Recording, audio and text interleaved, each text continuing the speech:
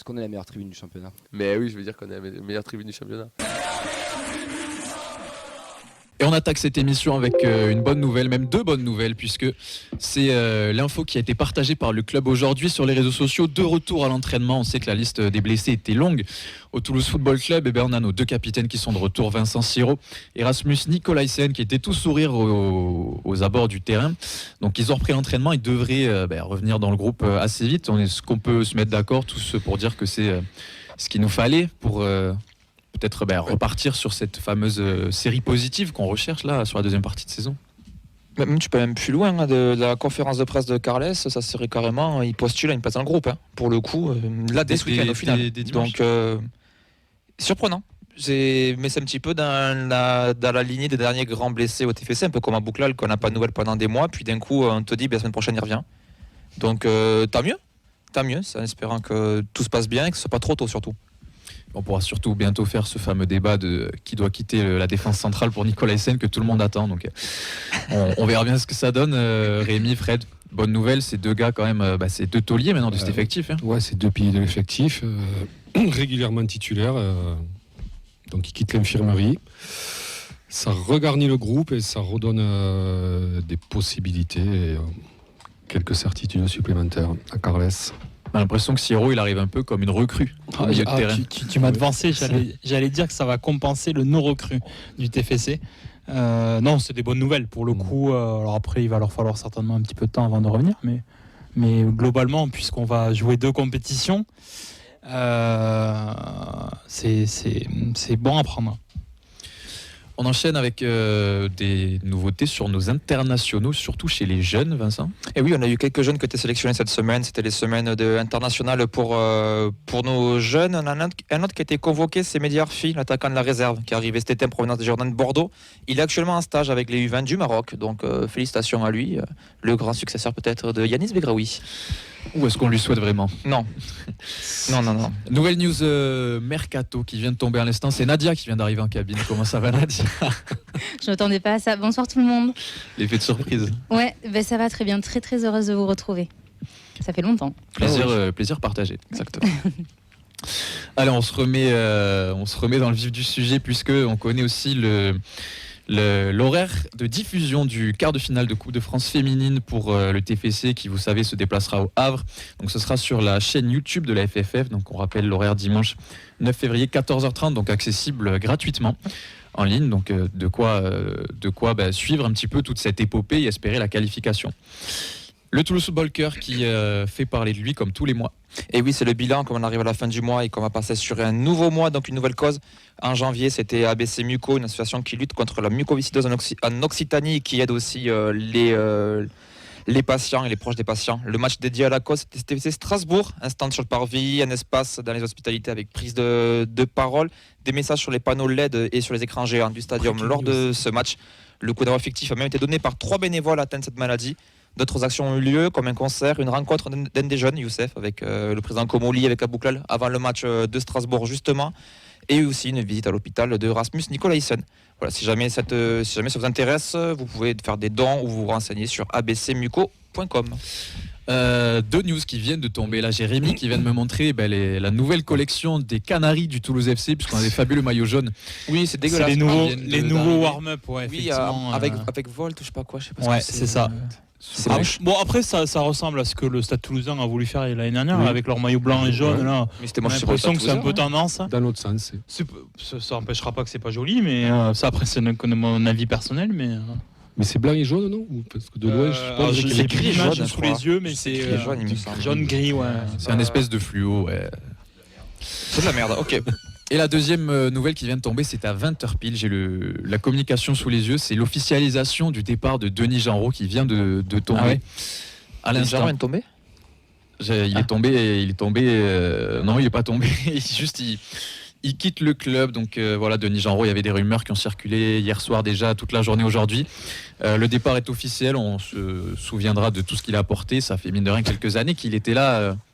Au TFC. Salut mon pote. Donc encore un joueur en moins au milieu de terrain. Qu'est-ce qu'on en pense de ce départ là qui vient d'être officialisé? Mais Denis, c'était un bon gars. un bon joueur. Est-ce que tu as une musique triste à. Il n'y a pas un taper, jingle là-dessus Il n'y a pas. Ouais, un truc. Non, c'est moi ce que je retiens sportivement de lui, c'est son but contre Nîmes la première saison. Il arrive chez nous, donc on était en Ligue 2 et donc il nous offre le titre. Un joueur qui a jamais posé de soucis, une personne qui avait l'air très bien intégrée, qui posait aucun souci, le genre idéal quoi en fait. Mais qui a été sa progression freinée par une blessure et qui l'a mené à quitter la rotation et qui a eu aussi un petit peu de mal à franchir le step de la Ligue 1 quoi, puisqu'il s'est jamais vraiment imposé. Donc on va lui souhaiter bonne chance puisque donc il part donc au Deportivo La Corogne, un ancien club prestigieux espagnol qui est en Ligue 2 maintenant et Qui vient de monter. ouais, qui est dans les Qui joue le maintien. ouais voilà, qui joue le maintien donc en D2 espagnol et j'ai envie de dire c'est son niveau quoi. Il part dans un club de son niveau, il aura du temps du jeu, j'espère beaucoup plus qu'ici. C'est un profil qui correspond aussi en Espagne, je trouve, donc ça peut être sympa pour lui, peut-être qu'il peut s'épanouir. Mais chez nous, c'est clair qu'il n'a jamais su s'imposer en Ligue 1 quoi. Il y a quand même un côté je t'aime moi non plus, où à chaque fois qu'on croit que c'est la fin de son histoire, il arrive à revenir, à regagner du temps de jeu. Là, il était titulaire contre Montpellier. Au final, il s'en va, donc on va retenir ce que tu parlais, les saisons en Ligue 2, mais au final, en dehors du fait qu'on a peut-être un manque numérique au milieu de terrain, c'est peut-être la meilleure solution pour le club et pour le joueur. Ouais. Faut pas faire de sentiments dans le nouveau foot moderne, et même s'il y en a encore beaucoup des sentimentaux. Mais Denis, c'était un bon gars, comme tu l'as dit, Fred. Nous, on a eu l'occasion en plus de le rencontrer, d'avoir un entretien avec lui. C'était vraiment un bon gars, un bon petit joueur, mais niveau Ligue 2. Il n'a pas su passer le cap et il aurait pu dépanner Ligue 1, mais bas de tableau. Mais après, voilà, ça n'a jamais été un top joueur et sa blessure lui a fait peut-être pas passer le cap qu'il fallait à un moment donné. Et au TEF, on le sait, on sait comment ça marche. Et puis voilà. C'est dommage, mais c'est comme ça, ce sera pas le premier, ce sera pas le dernier. Non. On lui souhaite bonne chance du côté du Deportivo, club mythique. On espère qu'il réussira à remonter la pente là-bas. Et on enchaîne avec la dernière news de cette section chargée. C'est tout simplement le compte-rendu de notre ami Nathan, président des Handy Tolosa, qui était en déplacement du côté de la LFP, puisqu'il y avait une réunion avec les groupes handy-fans de plusieurs clubs professionnels. Donc on lui a demandé un petit peu qu'est-ce qui s'était passé. Voilà où part l'argent des t-shirts. Et le reste. Donc on a participé à une réunion au siège de la LFP mercredi, à l'initiative du pôle RSE de la Ligue, qui a décidé d'axer donc son travail, en plus de ce qui est fait sur les sensibilisations aux violences sexistes et sexuelles, ou l'homophobie et le racisme par exemple. Donc ils ont décidé aussi d'axer sur le handicap. Il y avait donc autour de la table les membres du pôle RSE de la LFP et différents représentants d'associations de supporters. Donc la Ligue elle envisage de mettre en place des référents supporters en situation de handicap. Ils encouragent fortement aussi que d'autres associations elles se montent et qu'on soit quelque part le relais pour répondre aux questions des supporters d'autres clubs qui souhaiteraient monter leur groupe.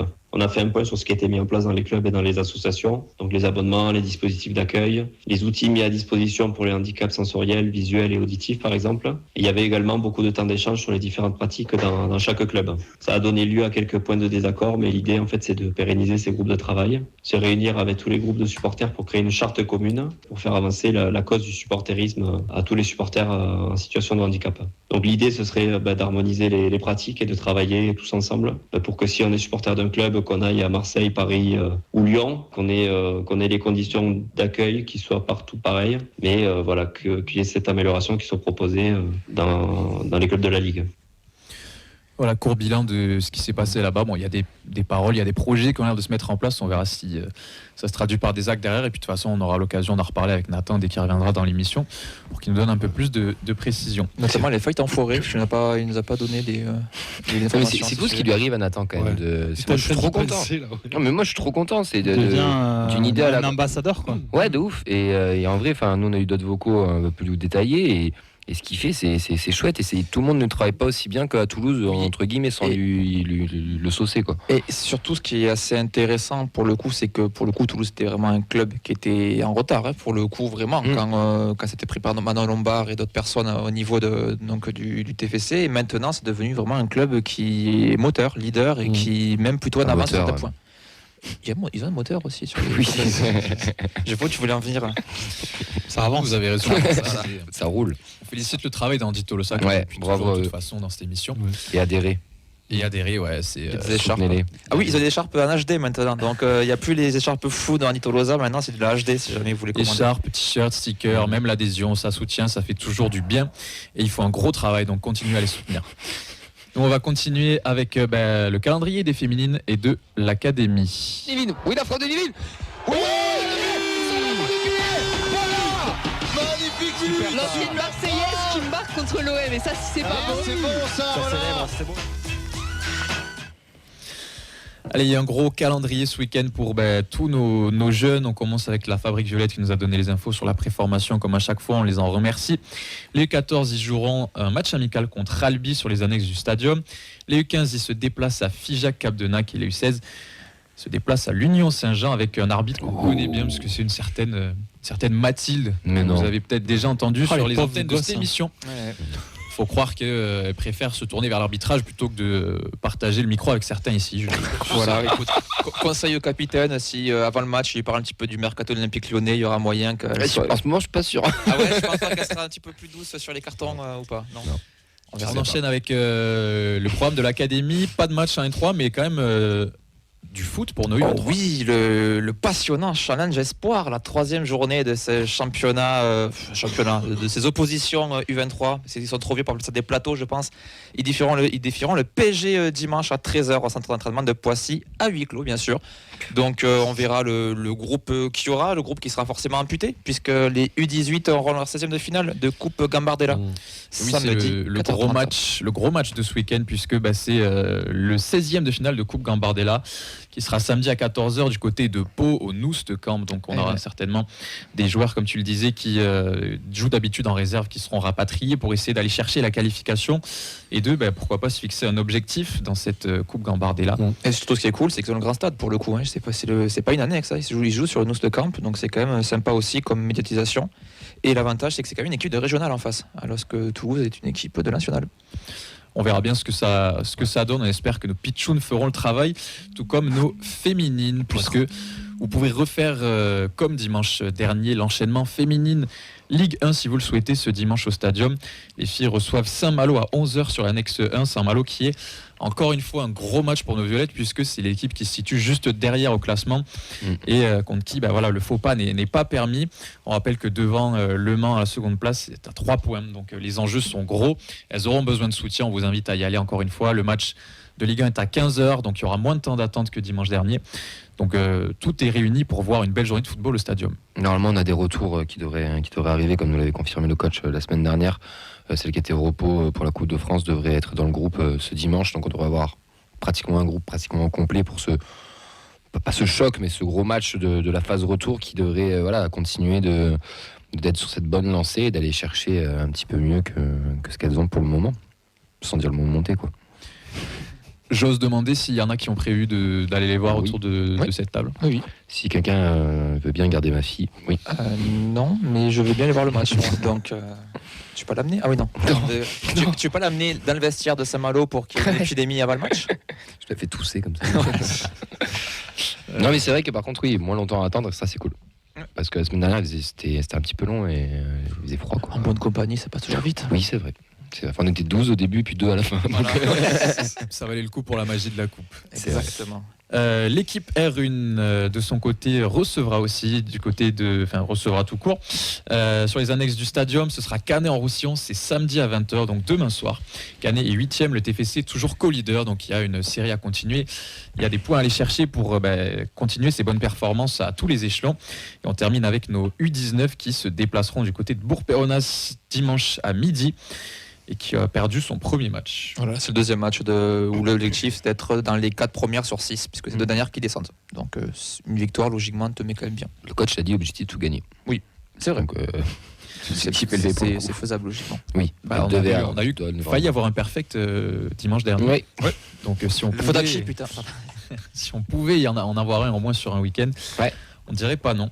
On vous rappelle que ce programme il est en ligne depuis 16h sur nos réseaux sociaux, la feuille de match, et que vous avez tous les lundis à 16h également les résultats qu'on débriefe le mardi dans l'émission. Mais n'hésitez pas à vous abonner à tous nos réseaux pour suivre en temps réel tout ce qui va se passer.